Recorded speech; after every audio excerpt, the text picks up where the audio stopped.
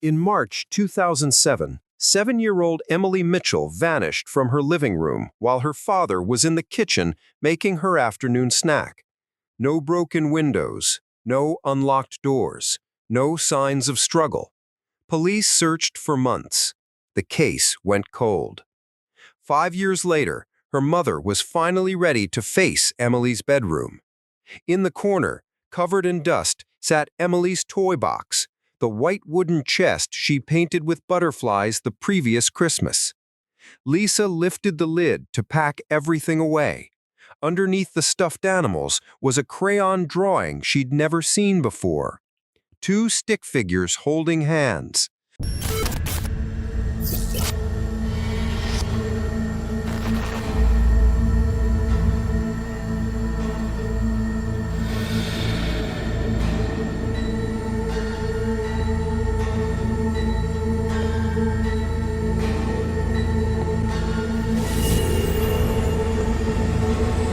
A little girl and a tall man. Above it, in Emily's careful handwriting, was the caption, "Me and Uncle Gary." That simple drawing made police reopen a case buried for 5 years and led them toward a predator hiding in plain sight. Tom Mitchell's hands were still stained with engine oil when his phone rang at 3:47 p.m. on a Tuesday in March 2012. He was under the hood of a '98 Camry at Mitchell's Auto Repair, the same garage his father had run for 30 years before Tom took over. The caller ID showed home. Lisa never called during work hours unless something was wrong. "Tom, you need to come home," Lisa said, her voice tight, controlled, the way she sounded when she was barely holding herself together. "I found something." Tom wiped his hands on the rag tucked into his belt. "What kind of something?" "Just come home, please." The drive from the garage to their house took 8 minutes.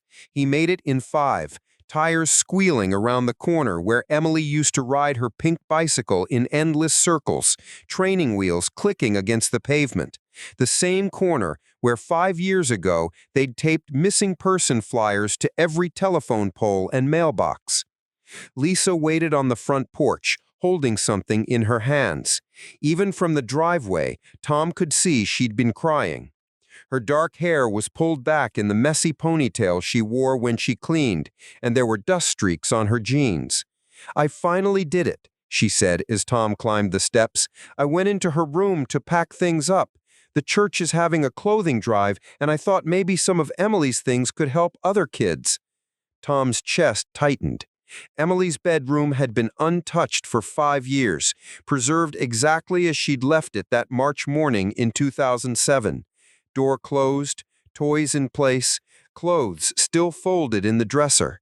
Lisa couldn't bring herself to change anything, and Tom hadn't pushed. Everyone grieved differently.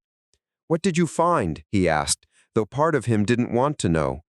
Lisa held out a piece of construction paper from Emily's school, faded, edges torn, but the crayon drawing was clear. Two stick figures holding hands. One small, with long yellow hair and a pink dress, one tall, with brown hair and dark clothes. Above them, in block letters Emily had just learned to write, "Me and Uncle Gary." Tom stared until the figures seemed to move on the page. His hands shook. Where was this? Bottom of her toy box, under Mr. Whiskers and the other stuffed animals. "Tom, I don't think we ever looked in there, not thoroughly. The police went through her room that first week, but they were looking for signs of forced entry, evidence someone had taken her. They weren't looking at her artwork." Tom sank into the porch swing where he used to read Emily bedtime stories on warm summer nights. The drawing felt fragile in his weathered hands, like it might disintegrate if he breathed too hard. Gary Mills. Uncle Gary to Emily, though he wasn't actually her uncle, just Tom's best friend since high school. Gary had been the best man at Tom and Lisa's wedding, came over every Sunday to watch football and play with Emily. She adored him, called him Uncle Gary from the time she could talk. The same Gary who'd shown up within 20 minutes of Lisa's panicked phone call on March 15, 2007. He'd helped coordinate search parties, made flyers, walked through the woods calling Emily's name until his voice went hoarse and raw. He'd held Tom when he broke down in the police station, sobbing that he'd failed to protect his little girl. The same Gary who'd moved to Phoenix 2 years later, claiming he needed a fresh start. "Tom?" Lisa's voice seemed far away. "What are you thinking?" "I'm thinking about that day when I called Gary to tell him Emily was missing. He came right over. He was so upset." "Yeah, he was upset." Tom looked at the drawing again. In Emily's innocent artwork, she and Gary looked happy, safe, like they were going somewhere together. "Lisa, what if Gary knew Emily was missing before I called him?" Lisa sat beside him, close enough that Tom could smell her shampoo and the faint dust of Emily's room. "What do you mean?" "I mean, what if he already knew because he was the one who took her?" The words hung between them like a physical thing. Saying it made Tom's stomach drop, but it also made something click into place that had been bothering him for 5 years. "Tom, that's crazy. Gary loved Emily. He would never what? Hurt her? Take her?" Tom stood, pacing to the porch's edge. "We trusted him completely. Emily trusted him. If Gary had walked into our living room that day and said, 'Hey, Emily, want to get ice cream?' she would have gone without question." Lisa's face went pale.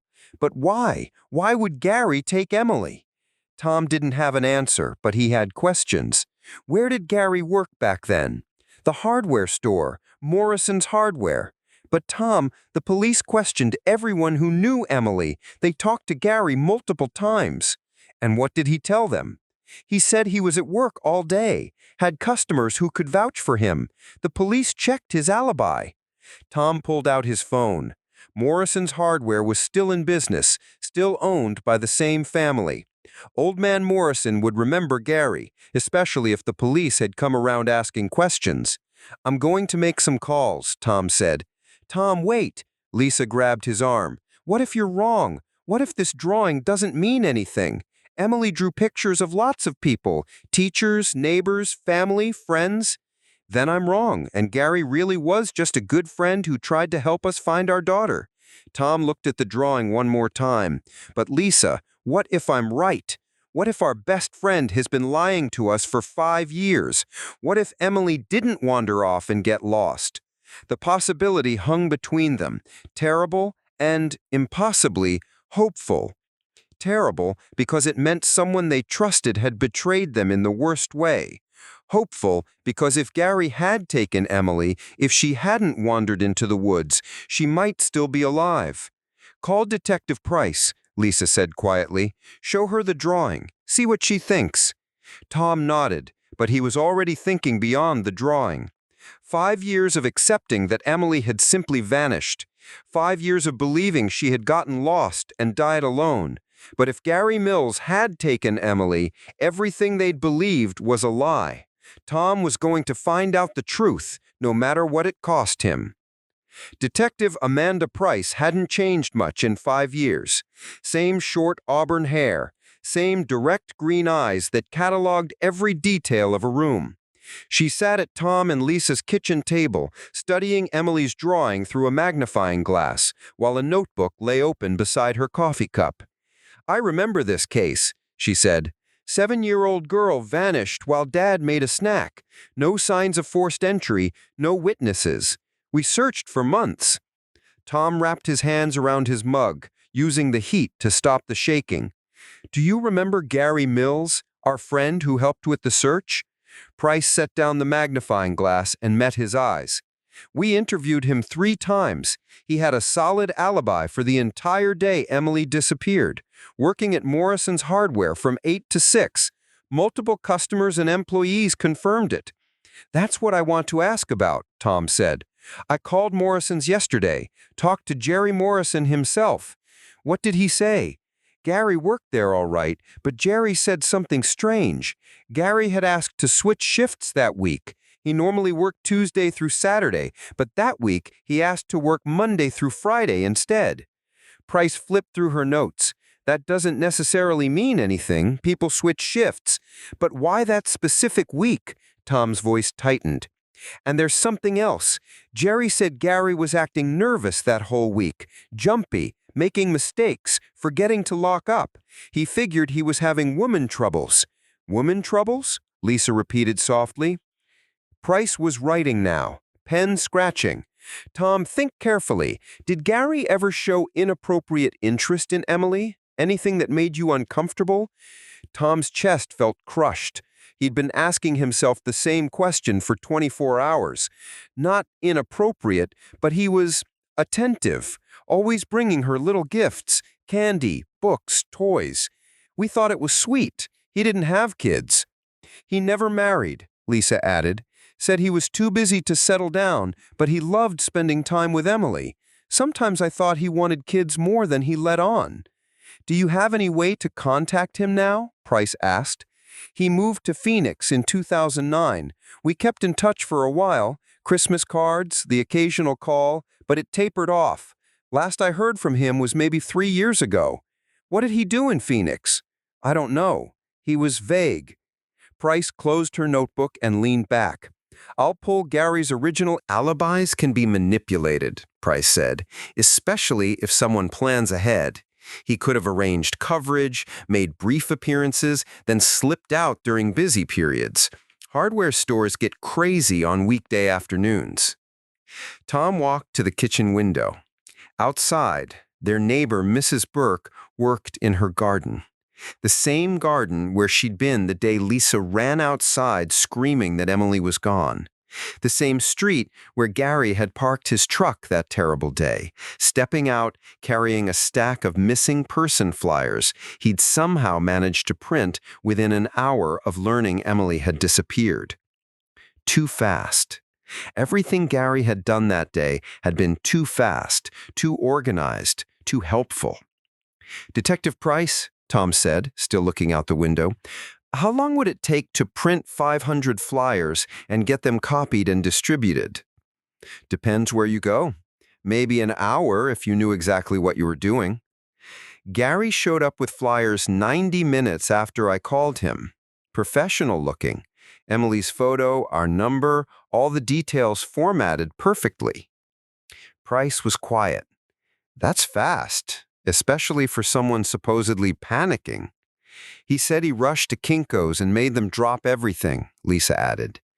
"Did you ever verify that?" Price asked. Tom and Lisa looked at each other. In the chaos of that first day, they'd been grateful for Gary's help, not suspicious of his efficiency. "No, we never checked," Tom said. Price stood, gathering her notebook and the drawing. "I'm going to start making calls. And Tom, write down everything you remember about Gary's behavior that day, every conversation, every action. Sometimes the details we dismiss are the ones that matter." After Price left, Tom and Lisa sat at their kitchen table, staring at each other across the spot where Emily used to eat cereal every morning. The silence stretched, filled with 5 years of questions they'd never thought to ask. "What if she's still alive?" Lisa whispered. It was the question they'd both been avoiding. If Gary had taken Emily and fooled the police, then she hadn't wandered off and died in the woods. She'd been taken by someone she knew and trusted, someone who might have kept her alive. "Don't," Tom said, his voice rough. "Don't let yourself hope yet. We don't know anything." Even as he said it, Tom felt something stir in his chest he hadn't felt in 5 years. Not hope, too dangerous, but possibility. His phone buzzed with a text from an unknown number. "You're asking the right questions now, Tom. Too bad it's too late." Tom's blood turned to ice. He showed the message to Lisa, whose face went white. "Who would send this?" she whispered. But Tom already knew. There was only one person who would know they'd found the drawing. One person who knew they were asking questions about Emily's disappearance. Someone who'd been watching them. Someone who'd been waiting 5 years for this moment. Gary Mills wasn't just hiding in Phoenix. He was still playing the game. Tom stared at the screen until the words blurred. "Too bad it's too late." "Call Detective Price," Lisa said, barely above a whisper. Before he could dial, his phone buzzed again. "Don't involve the police yet. You want to see Emily again, don't you?" Lisa made a sound like she'd been punched. Tom's vision went white at the edges. 5 years of believing his daughter was dead, and now someone was telling him she was alive. Someone who knew where she was. Someone who had her. His thumb hovered over Price's number. Another message appeared. "She's grown so much. She still has your eyes, still draws pictures, though she's much better at it now. Want to see?" A photo followed. Tom's knees gave out. He grabbed the counter to keep from falling as he stared. A girl, maybe 12, sitting at a small desk with crayons scattered around, dark hair like Lisa's, longer now. Tom's brown eyes, exactly as the text had said. She was drawing, tongue sticking out slightly in concentration, the same way Emily used to do. It was Emily, older, changed, but unmistakably his daughter. "Oh, God," Lisa breathed over his shoulder. "Oh, God, that's her. That's our baby." Emily was alive. She'd been alive the whole time, while they mourned, while they put flowers on an empty grave. The phone buzzed again. "She asks about you sometimes, wonders why Daddy never came to find her. I tell her you stopped looking because you found a new family. Children believe what you tell them, don't you, Tom?" Tom made a sound that was half sob, half roar. Lisa was crying now, harsh sounds from deep in her chest. "Where is she?" Tom typed with shaking fingers. "What do you want?" "What I've always wanted, for Emily to be safe. She's happy here, happier than she ever was in that house where Daddy was always working and Mommy was always stressed about money. I gave her stability, love, a life without worry." "You stole her," Tom wrote back. "You kidnapped our daughter." "I saved her. Do you remember what you were planning? The divorce papers Lisa hid in her dresser, the custody battle that would have torn Emily apart. I gave her a better life." Tom's blood ran cold. In 2007, he and Lisa had been struggling. Money troubles, work stress, the strain of a small business. They'd talked about separation, but they'd never told anyone, not even Gary. "You were watching us," Tom typed, "spying on our family?" "I was protecting Emily from a broken home. Look how well it worked out. You and Lisa stayed together, didn't they? Nothing like losing a child to make parents realize what's important." "Don't engage with him," Lisa said. "Call the police." But Tom's phone buzzed again. "If you involve the police, Emily disappears forever. I've had 5 years to plan for this day. 5 years to create a life that can vanish in an hour. Call the cops and you'll never see her again." Tom looked at the photo again. Emily looked healthy, well cared for. Clean clothes, brushed hair, a small smile. Whatever Gary had done, it didn't look like physical abuse. But she was 12 now, and she thought her father had stopped looking for her. "What do you want from me?" Tom typed. "Stop digging. Tell Detective Price the drawing means nothing. Go back to your life, and I'll send you photos of Emily once a month so you know she's safe and happy." "That's not enough. It's all you're going to get, unless—" Tom waited, heart hammering. "Unless you want to see her in person. One visit, just you, to prove she's okay." "No," Lisa said, grabbing the phone. "Absolutely not. It's a trap." But Tom was already thinking it through. Gary was smart. He'd fooled the police for 5 years, kept Emily hidden. But he was also arrogant. Arrogant enough to send photos to taunt them. Arrogant enough to believe he could control the situation. Maybe arrogant enough to make a mistake. "Where?" Tom typed, taking the phone back.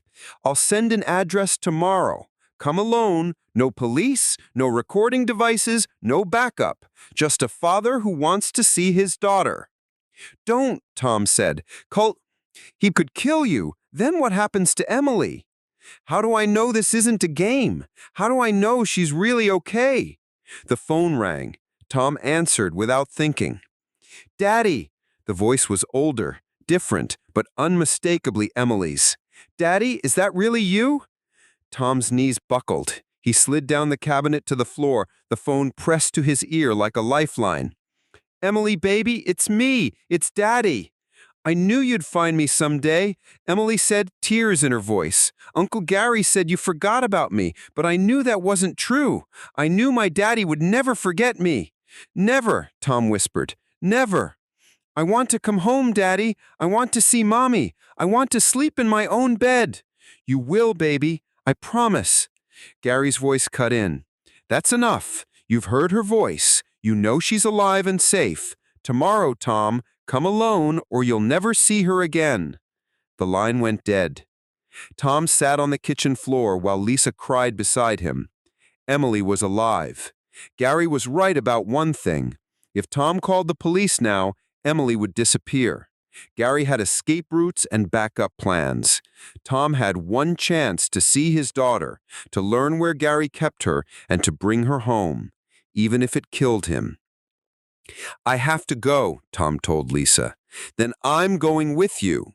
"No, if something happens to me, Emily will need her mother.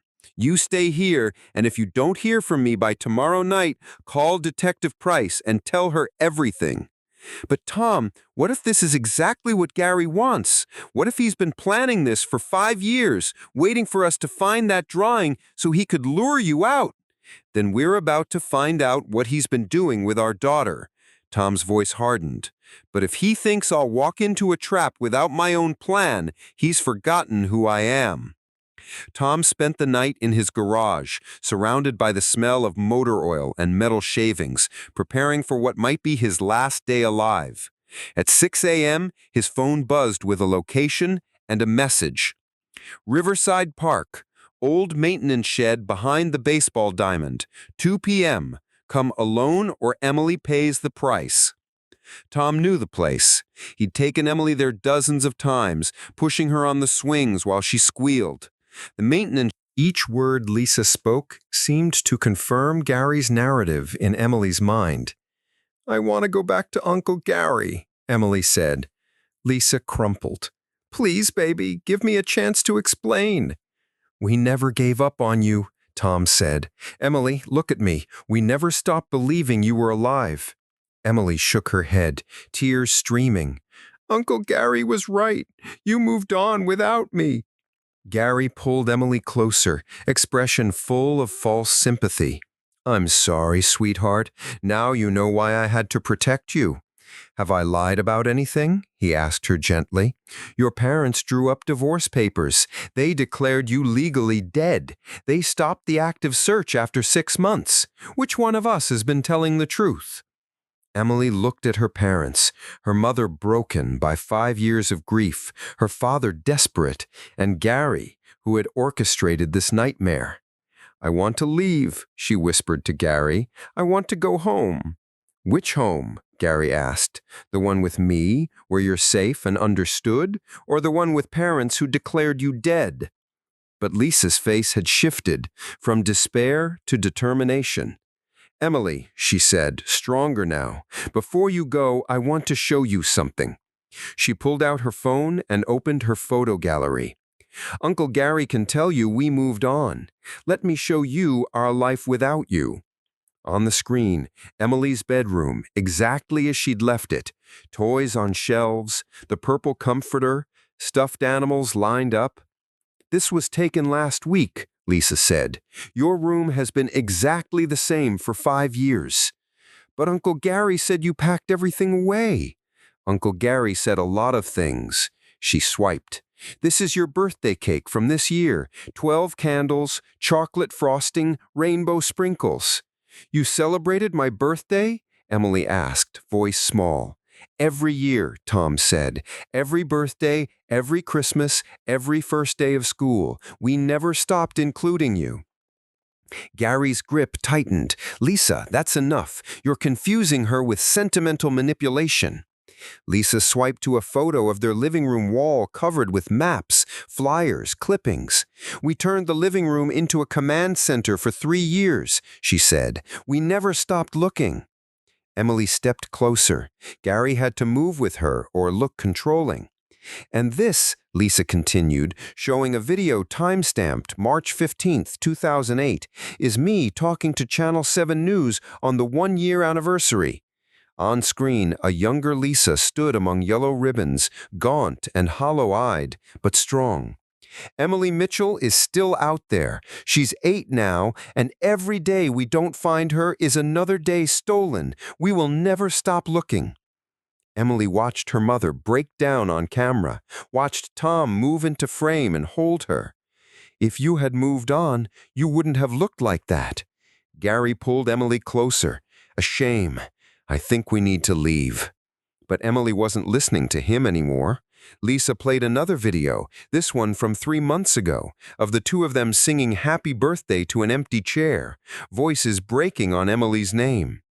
You still wanted me to come home, Emily whispered. Every single day, Lisa said. We went to bed every night hoping tomorrow would be the day. Tom added, we spent $70,000 on private investigators. We mortgaged our house twice. The policy wasn't because we thought you were dead, it was because we refused to accept it. Gary tugged Emily toward the exit. She resisted, eyes fixed on Lisa's phone. Show me more. There isn't time, Gary snapped. I want to see more, Emily said, her first real demand in 5 years. Lisa showed photo after photo. Tom working alone in the garage, all their money going to the search. Lisa volunteering with missing children's organizations. Their dog Rex wearing a vest that read, Help Find Emily. Rex died 2 years ago, but until the day he died, every time someone came to the door, he ran to it, hoping it was you. He remembered me, Emily said, crying now. Animals don't forget the people they love, Tom said. Neither do parents. Gary made his move, grabbing Emily's arm. Enough, we're leaving. But Emily planted her feet. No.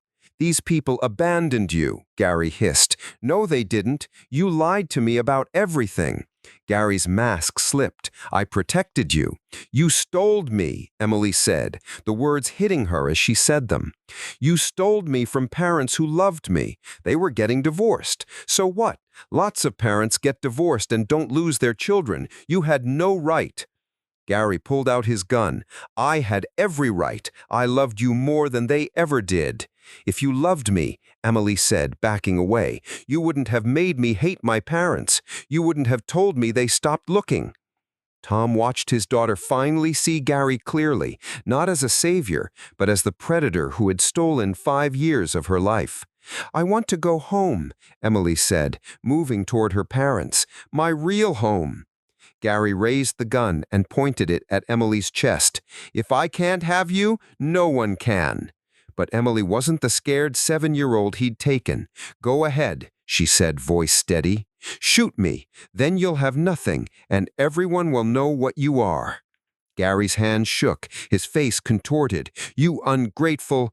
Tom moved, not toward Gary, but toward Emily, stepping in front of his daughter as Gary's finger tightened on the trigger. The gunshot cracked like thunder. Tom was already diving, pulling Emily behind a concrete pillar. A bullet sparked off the floor where they'd been standing. Stay down, he whispered. Gary's rage consumed what was left of his sanity. 5 years, he screamed, advancing. I gave you everything. Lisa had taken cover behind old machinery, phone clutched in hand, trying to dial 911, the thick walls killing her signal. Emily, Gary called, voice echoing, come back and I'll forgive your confusion. I'm not confused, Emily called back. I remember when it felt like to be loved without conditions. Another gunshot. Gary moved methodically, checking blind spots. Let's make a deal, Gary shouted. You and Lisa walk away and I'll take Emily somewhere safe. No deal, Tom said. She's coming home. Then you've killed her, Gary said, matter-of-factly. Emily, Tom whispered, do exactly what I say. When I say run, you go straight to that exit and don't look back. There's another way, Emily whispered. Uncle Gary taught me about tactics, about using people's weaknesses. His weakness is that he really believes he saved me. I can use that. Before Tom could stop her, Emily stepped out from behind the pillar. Uncle Gary, she called, voice soft. You're right. I'm sorry I got confused. Gary stopped, gun lowering slightly. Emily? Seeing Mommy and Daddy upset me. All those pictures, they made me remember things wrong. You've taken care of me for 5 years. You know me better than anyone. I do, Gary said, voice softening. I know what's best for you. You do, and what's best for me is being with someone who really loves me, someone who would never hurt me or lie to me or use me as a weapon. Exactly, Gary said, smiling now, the gun hanging loose. Emily was 10 feet away. If you really love me, there's something I need you to do. Anything. Let my parents go. If something happens to them, I'll always feel guilty. But if you let them go, I can focus completely on our life together. You'd come willingly? Gary asked. No more confusion? No more confusion, Emily promised, if I know they're safe. Gary considered it, head tilted. And you won't try to contact them? Where would I go? Emily said, echoing his lessons. The outside world is dangerous. Gary smiled, grotesquely satisfied. He gestured toward the exit with his gun. Tom, Lisa, leave now. If you ever try to find us again, if you involve the police, Emily disappears forever. Tom wanted to refuse, but Emily caught his eye and gave a barely perceptible nod. She had a plan. Daddy, Emily called, voice clear. Remember what you taught me about fixing engines? Sometimes you have to remove the broken part before the machine can work. Tom's chest tightened. He understood. I'll remember. And Mommy? Emily said, looking at Lisa. Remember what you told me. Sometimes being brave means doing scary things to protect the people you love. I'll remember. Lisa nodded, tears streaming. Enough goodbyes. Leave. They moved toward the exit, every step feeling like a betrayal. But as soon as they stepped outside, Tom was already reaching for his phone, not to call the police, but someone else. He dialed the number he'd memorized but hoped never to use. Mitchell's Auto Repair. Came the familiar voice. Danny, it's Tom. Listen carefully. Do exactly what I tell you. Danny Morrison had been Tom's business partner for 8 years, a former Marine who'd lost his left leg in Afghanistan. He kept all his tactical training, and he was the only person Tom trusted with this. Tom, what's going on? Gary Mills has Emily. He's holding her in the old textile mill on Industrial Road. He's armed and unstable and says if he sees police, he'll kill her. Danny's voice shifted to combat mode. How long have you known where she is? We found her today. She's been alive this whole time. Jesus, what do you need? The building is single-story brick, main production floor with offices around the perimeter, multiple entrances, but Gary parked at the north side service door. He's got sight lines on the main entrances. There are old steam tunnels under the building connecting to the basement of Morrison's hard. I know, but we can't leave her in there, and we can't risk a full police response. He'll vanish. Then we do this quiet, Danny said, moving. Promise me you and Lisa stay outside. Don't try to be heroes. Promise. Tell me more about Gary's mental state. For 10 minutes, Tom briefed him. Gary's obsession, delusions, need to be the savior. Danny listened, asked tactical questions, then said, he won't surrender. This ends with Gary dead or Emily dead. Our job is to make sure it's not Emily. Tom's phone buzzed with a new text. Your daughter is very persuasive, Tom. She's convinced me taking her away from here is best. We'll be leaving soon. Don't try to follow. He's getting ready to move her, Tom told Lisa and Danny. I'm at Morrison's Hardware. Basement access is clear. Tom, I need a distraction. Call Gary. Keep him talking. Give me 5 minutes. Tom dialed. I told you not to contact us. Dangerous.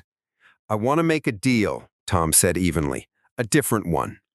There are no deals. Emily chose me. What if I came instead? Tom asked. Lisa grabbed his arm, eyes wide, but Tom pressed on. Emily's confused. She's processing 5 years of lies. You want someone who chooses you willingly, don't you? Someone who understands what you're offering. Silence. Then, what are you saying? Let Emily go back to Lisa. She needs her mother. You and I have unfinished business. You did abandon her, Gary said. Both of you. Then prove it face to face, man to man. No guns, no threats. Just two men talking about what's best for Emily. Tom heard movement, Emily's voice too soft to make out. Gary said, "She says she wants you to understand she's not choosing me because she doesn't love you. She's choosing me because I've taken care of her. Let's talk. I'll come in unarmed. We'll figure it out. 5 minutes." "No tricks," Gary said. "No backup. No devices."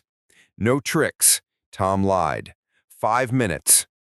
He hung up and called Danny. "He's expecting me at the service door in 5. Are you in position?" "I'm at the production floor access. I can see them through a crack. Gary's got the gun on Emily, but your call distracted him. She's on a crate about 20 feet from him. When you walk in, I move. Windows narrow." "Lisa," Tom said, turning to his wife, "as soon as you hear anything, call 911. What if? No what ifs." 4 minutes later, Tom walked back into the warehouse with his hands raised. The air felt charged. Gary stood in the center, gun trained on Emily. She sat on a wooden crate, hands folded, looking calm, but Tom saw the tension in her shoulders. "That's far enough," Gary said. "Stop there." "Thank you for agreeing to talk," Tom said. "Emily wanted me to hear you out. She thinks I might finally understand what you've tried to protect her from." Emily gave Tom the slightest nod. She was still playing her role, still feeding Gary's need to be seen as reasonable. "I've had 5 years to think," Tom said carefully. "Maybe Lisa and I weren't ready to be parents when Emily was born." Gary's expression softened. "Most people aren't. Parenting requires maturity, stability, unconditional love. You and Lisa were too focused on your own problems." "You're right," Tom said, the words bitter. "We brought a child into a broken relationship and expected her to fix it." Emily stared at him, wide-eyed, but Tom kept going. "When Emily disappeared, it took us months to realize someone who understood children might have recognized what she needed." Gary lowered the gun slightly, chest swelling with validation. "Emily is brilliant, gifted. I've given her structure, education, stability." "I can see that," Tom said. "She's more mature than most adults." From the corner of his eye, he caught a flicker of movement near an office doorway. Danny was in position. "The question is," Tom continued, "is what happens now? Emily says she wants to stay with you, but she's worried about us. She doesn't want us to spend our lives wondering." "Emily's always cared about other people's feelings," Gary said fondly. "Maybe there's a solution that works for everyone," Tom said. "What if you didn't disappear completely? What if Emily stayed with you, but Lisa and I knew she was safe? Occasional calls, photos. We see she's thriving." It was exactly the compromise that appealed to Gary's ego, recognition of his superior parenting while maintaining control. "That might be possible," Gary said slowly, "if you truly accept Emily belongs with me." "I'm beginning to," Tom said. "But Gary, I need to ask you something. Do you really love Emily, or do you love the idea of being the man who saved her?" "How dare you?" "If you love her," Tom said, "you'll want what's best for her, even if it's not what's best for you." "I am what's best for her." Emily tensed, glancing toward the office doorway. She sensed the turn. "Maybe you are," Tom said quietly, "but Emily is going to grow up. She's going to want friends, relationships, experiences you can't provide while hiding. You've made her strong, Gary. You've given her resilience and the ability to think for herself." "She's not ready. She's still a child." "Is she?" Tom looked at Emily, looked at the young woman who'd been forced to grow up too fast. "Really look at her. Is that a child, or is that someone who's learned to manipulate adults to survive?" Gary followed Tom's gaze and saw Emily as she was. "I made her this way," he whispered. "You did," Tom said gently. "You turned an innocent little girl into someone who has to think strategically to survive. Is that really the childhood you wanted to give her?" "Uncle Gary," Emily said softly, "Daddy's right. I'm not the same person I was when you took me. I can't be that little girl again." Gary spun toward her, the gun wavering between Tom and Emily. You can be anything. We can go anywhere." "No," Emily said firmly, "we can't, because I'll always know I was stolen.